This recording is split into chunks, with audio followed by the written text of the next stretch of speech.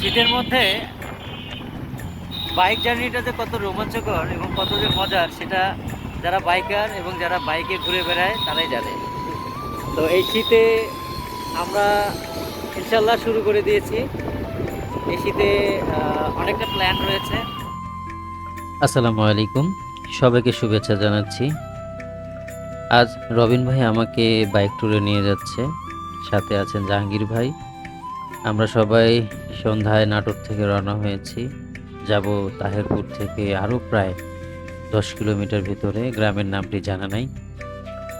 তো আমরা সবাই একসাথে রওনা হয়েছি। শীতের এই সন্ধ্যায় মোটামুটি প্যাকেট হয়েই বেরোতে হলো।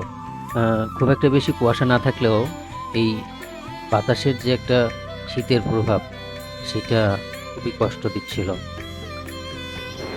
রওনা দেয়া আমাদের সাথে আছে এদিকে জাহাঙ্গীর ভাই, আমাদের পিছনে পিছনে, আর ভাই তো আছে। আমাদের বাইকের তেল নিতে দাঁড়ালাম এখানে। আমাদের তেল নেওয়া শেষ হলে আমরা আবার যাত্রা শুরু করি। তো এরই মধ্যে আমাদের সিনিয়র মেম্বার দীপু দাদু আমাদেরকে ফোন দিচ্ছিলেন, কল দিয়ে খবর নিচ্ছেন আমাদের আর কত সময় লাগবে। রাস্তায় আছি। বসেন আসতেছি।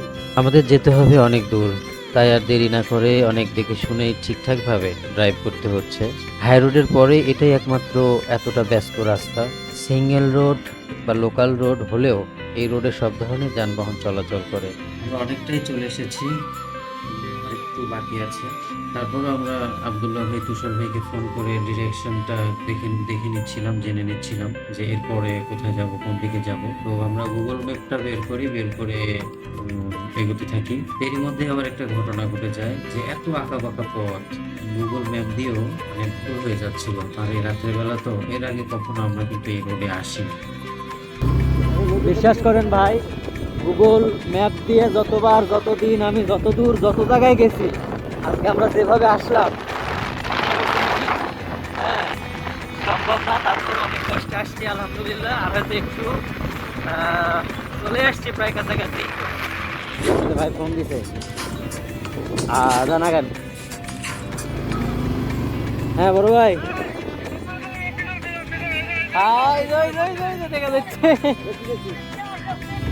আচ্ছা আচ্ছা আচ্ছা আচ্ছা আচ্ছা।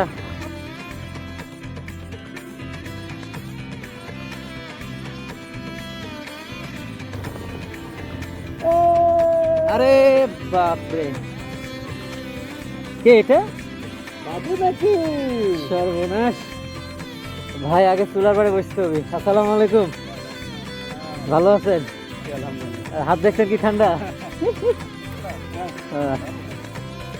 এখানে আসার পরে আমাদের প্রিয় ভাইদের দেখেও আগুনের চুলায় হাত গরম করে কি যে ভালো লাগছিল বলে বোঝাতে পারবো না। আমরা এখানে আসার পরে শুরু হয় মহাকাণ্ডটা। এক একজন এক এক রকম কাজ শুরু করে দেয়। এখানে তো আমাদের রান্না বান্নার আয়োজন চলছিল, ঘাস কাটাকুটি, এবং আমাদের রান্নার 80% কাজ প্রায় শেষের দিকে। তো এদিকে যারা আছে এরা এক একজন এক এক রকম বিশেষজ্ঞ। কেউ ফেসবুকে লাইভ দিচ্ছে, কেউ ভিডিও বানাচ্ছে, কেউ গান গাচ্ছে। সে কি এক মেসাকার অবস্থা। এই হুট করে দেখেন ব্যবসা বাণিজ্য ছেড়ে চলে আসছি আমরা সেই অনেক দূরে। আমাদের রান্না বান্না শেষ, আমরা এবার খাওয়ার পর্বে যাব। দাদু, তরকারি যে গন্ধ বাড়াইছে, হ্যাঁ, আপনার কি মনে হচ্ছে? আপনাকে কেমন কেমন লাগছে আপনার? আমি আমি কি বলবো, আমি শুধু অপেক্ষায় আছি কখন আসবে, কখন আসবে। হ্যাঁ এই শাকটা নিব কখন, এখানে অর্ধবাজার নাম গরম লাগে ফ্যান দিব, অসুবিধা নেই। আরে দি ঘুরে বসছে, আপনি বসে থাকেন, সমস্যা নেই। আরে বসে নিয়ে যাচ্ছে, বসে। আরে এটা ঠিক আছে, তুই এটা একটু ঘুরাতে না তুই। আরে না ঠিক আছে, আরে বুঝতে পারতেছেন না, পেটে যাচ্ছে চাপ না, চাপ না। আমরা বুঝি না। এখানে খাওয়া দাওয়া হবে, কে কেমন খাইতে পারে।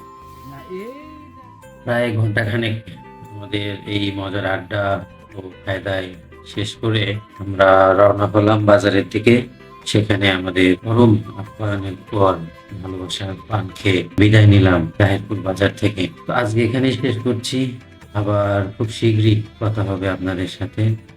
সে পর্যন্ত সবাই ভালো থাকুন, সবাইকে শুভেচ্ছা। আসসালামু আলাইকুম।